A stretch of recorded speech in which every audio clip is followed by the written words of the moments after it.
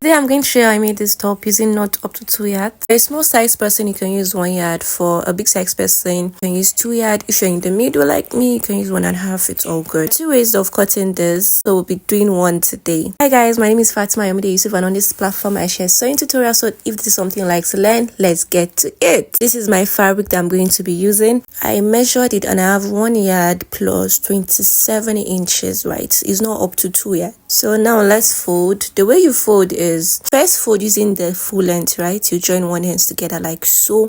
Then I'm going to turn it in such a way that the closed part that was by the side is going to come up to the top like so. And I'm going to give it another fold. So we have 4 layers, right? So that's how I'm going to fold it, and I'll keep it on my work surface. And afterwards I discovered that the material had issues. The lengths were not equal. It do happen most of the time while cutting. That's why anytime I go to buy material, I prefer them using scissors to actually cut out my fabric instead of just using their hands. But you know, on a busy day like that, you won't be able to tell them to use scissors. So I found my fabric and then I just had to cut the unequal parts. That's the sides and the down part. I had to cut it out because I need equal length, right? But if you have a complete yard, you have 1 yard, you have 1.5, you have 2 yard, you should be able to get equal length. But mine has issue. That was why I wasn't able to get equal length, right? So after that, I had to turn it in such a way that the longer part will be my length and the shorter part will be my width. So basically your length is supposed to be more than your width when you're folding yours. For length I had 30 inches and for the width I had 28 inches. The excess that I cut out, and I had to turn it, right? So where was supposed to be my sleeve is now my length. This when I open up, I have 2 folded edges here, which is not supposed to be, but we will use it like that, since at the end we'll still get what we are aiming for, what we are aiming at. So now I'm going to measure from my shoulder down to 22 inches. Basically for hips is 24, right? So I'll minus 2 from that 24, so I have 22 inches. So I'm going to mark that 22. And on that my 22 inches, I'm going to impute my hip measurement divided by 4. So that's your complete hip measurement. Let's say you have 40, you divide by 4, so you have 10. I'm going to mark my measurement on that my 22 inches like so. And I'm going to add 2 inches allowance. You can add 1 inch. You can add 0.5 inches. It's okay. I like to add enough allowance to all my dresses. I'm going to join that point to the end of the fabric using a slant line, a curve. If you have French curve, you can make do with it. I'm good with freehand, so that's why I'm using my freehand to just sketch it. Then now I'm going to mark my neckline measurement. I'm making use of 4 inches by 2 inches. I didn't want it to be too deep. One thing you should know, that if you're going to use 2 inches like me, when putting on the top, it might be a little bit stressful. So you can use 4 inches by 3, you can use 3.5 by 3.5, 5 by 5, 4 by 4. It depends on your choice. But me, for this one, I made a 4 by 2 inches. So you know our width is 28, so the shoulder is also 28 inches, right? So at the end, from the shoulder, I'm going to mark 4.5 inches downward, and then I'll add half inches. That's the hemming allowance. For 4.5 inches, that's the main thing here. You can use 5 inches, you can use 6 inches downward based on your choice, but for mine I'm using 4.5 inches, right? And then half inches is for the hemming allowance. This is like a shoulder slant, so I'm going to take it to meet my 4 inches of that my neckline using a ruler. So basically this is a shoulder slant. You can mark 5 inches, 6 inches, 4.5 based on your choice. Depends on how down you want the sleeve to go. So I marked 4.5, right? And then I added 0.5 inches. That's the hemming allowance, but I didn't mark that. I just marked that one out. I did not draw the line. I'm going to make use of it when I'm stitching the piece together. So on that line at the end, I'm going to measure 9 inches. The 9 inches is for my sleeve opening. You can make use of 10, 11, 12 based on your choice, but I feel like 9 is okay. You can even measure 8, so that after stitching you should have 8 inches. That'd be 7 inches open, you understand? At the end of that 4.5, I'm going to join it to that curve that we already created on that 22 inches. If you have a French curve, you can use it, but I don't have one, so I'll make use of my free hand. So I'm joining that 4.5 inches to my 22 inches that we marked the hip line, right? Using in a curvy way, sorry. and you're done. That is what you just need. Basically, you just need your hip measurement and you are good to go, right? Let's go back to what we did. From shoulder to 22 inches, impute your hip measurement divided by 4 plus additional 2 inches, right? Join it to meet the edge of the fabric. And then my neckline 4 inches by 2 inches, I formed my curve, and at the end of the fabric at the shoulder I marked 4.5 and I drew my shoulder slant, right, to meet the 4 inches of my neckline. And then I measured 9 inches for my sleeve opening, right, and I took it down, made my 22 inches, right, cut out our piece. So you just watch how I cut so you know where to cut, and so that you won't cut where you're not supposed to cut, right? So after cutting, you have excess remaining down, right? What I normally do is that when I have excess fabric, I use it to make scrunchies for my customers. That's what's it called, ribbon. So you can make scrunchies with them. You don't have to like throw them away.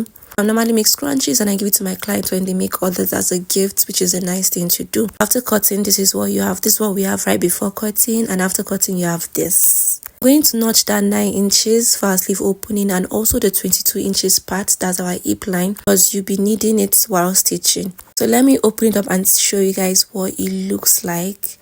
Isn't this nice? So like I told you, there are 2 ways of cutting this top, right? So this is one way. The other way, you need to fold your fabric in a V form, in a V-like shape. We are doing this one for today. I'm going to go to my machine and bias the neckline separately. Just your normal way of biasing. You place it front face, you stitch on the line that the bias has, and then you turn it over and you stitch. So I did that, but I lost the clip. I wanted to show you guys how I do bias my neckline, but I lost the clip that I was videoing, but I wasn't videoing because of space. So now I've biased the back and front piece and I'm going to join them together like so. Remember when I was marking that 4.5 downwards, right? I said something about 0.5 inches. So it's going to come into play right here. Join your shoulders together and then I'm going to stitch it using that 0.5 inches. So that's the hemming allowance. Just make sure you join them equally and then you just run your stitch across it. 0.5 inches. That's what I make use of. So in total, your shoulder slants will now be like 5 inches at the end, because 4.5 plus 0.5, that's 5 inches, right? So I'll just stitch my 2 shoulders together like so. And then one thing to note is that while stitching, you see where we notch that 9 inches, that's where you are going to stop. You top stitch when you get to that place that we notch. That's your 9 inches for your sleeve opening, right? Do the same thing for the other side. You start stitching 0.5 from the beginning of your neckline down to where we notch that 9 inches for our sleeve opening. That's where you are going to stop stitching for now. You are stitching from where? From your neckline, and then you're going to stop at that 9 inches where we notched, right? You can stop a little bit after where you notch. But when you're stitching the other part, it will be very easier and neater for you. I've done that. I biased my neckline, right? And I stitched my shoulders together using 0.5 and I stopped a little bit after that 9 inches, right? Open up the sleeve opening part like so. So that's what we are going to stitch now. I'm not sure if you will see very clearly, but I'm going to try and explain well. Folding in maybe like half inch or quarter inch. I folded quarter inch, going to stitch that quarter inch, right? But when you now get to, when you are getting closer to that 9 inches where we notch, this is why I said you should stop stitching a little bit after the 9 inches. You need to open up that 0.5 allowance when you are getting closer to that opening. You know, when you are stitching your slit, right, you take it from down and then up, and then you'll not top stitch, you just take it straight to the other side and then you stitch. So after doing that, now we are going to join the body together.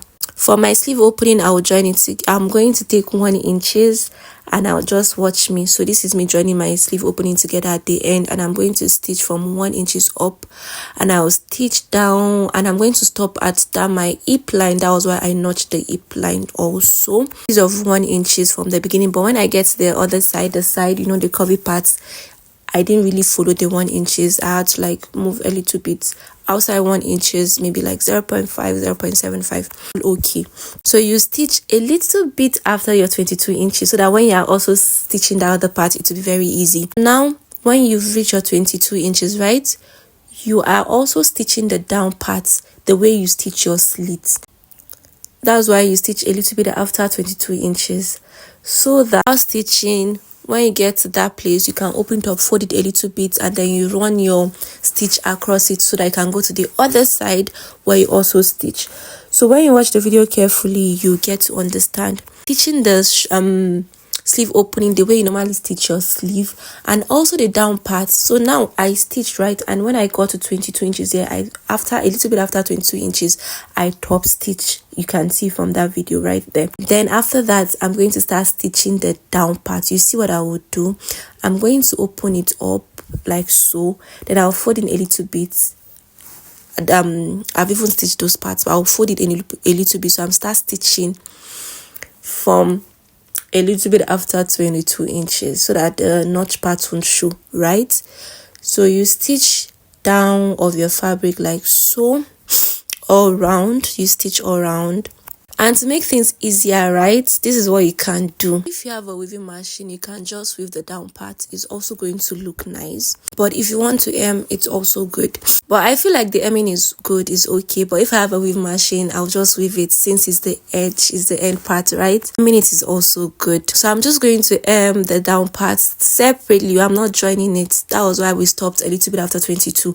So that you'll be able to hem your down parts separately, your back and front. Don't go and join it together and stitch.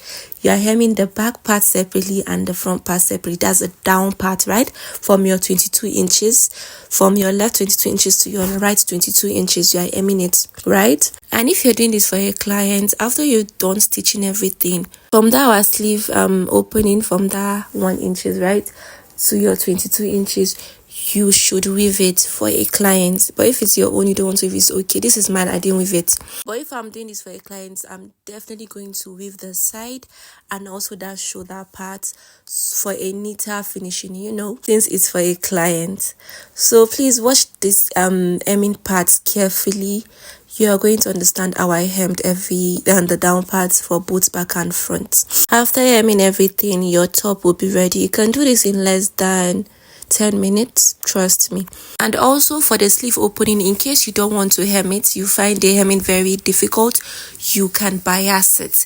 Even this down part, some people might like it to be biased. You can also bias the down part. It's all good. It's based on what you want, you understand? And you can still do other designs to the top. This is just me showing you how I cut the top.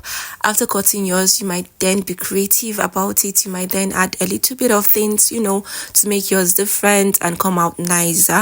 It's also going to be good, because that's what I do most of the times. When I watch tutorials, I then sit down and think of how to do my own. I don't go immediately while watching. I don't watch while I cut. No, you tend to do mistakes watching tutorials, then I think of how to do mine. That's why I always tell you guys, watch tutorial first, then sit down and think of how to do yours in order to avoid mistakes. So I'm done stitching everything, and this is the final result. Remember, from the sleeve opening, I used 1 inch by the side and end up using not up to 1 inch.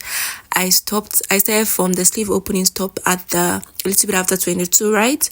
22, I am the down parts, the back and front separately. I did not join them together, the down parts, so that our down parts will be what's open. And yes, we are done with our top. So for this top, you can wear it with a skirt, with a trouser, with a bum short. It's going to look nice. It depends on what you want, but I paired mine up with a straight skirt. You're going to see it later on. I don't on a trouser and it looks nice. So please guys, don't forget to subscribe to my channel, like my videos, drop comments for any question. You know I do reply to comments, right? And don't forget to turn on your notification bell. Thank you all guys, I've been seeing your comments. Thank you for following me. I really do appreciate you people, and I know I'm trying to grow. I'm trying to make this video to be beginners friendly, and it's going to take a while, but thank you for sticking with me, because now we are over 1,000 subscribers and it's so amazing. And wow, thank you so much. So this is what you have at the end of your top, you know. The second way of cutting this, I'm going to try it out very soon. Like I said earlier, for a small size person, you can use 1 yard. For a plus size, you can use 2 yard. For someone in between, you can use 1.5 yard. It's all good. So thank you for watching. See you guys in my next video. Bye.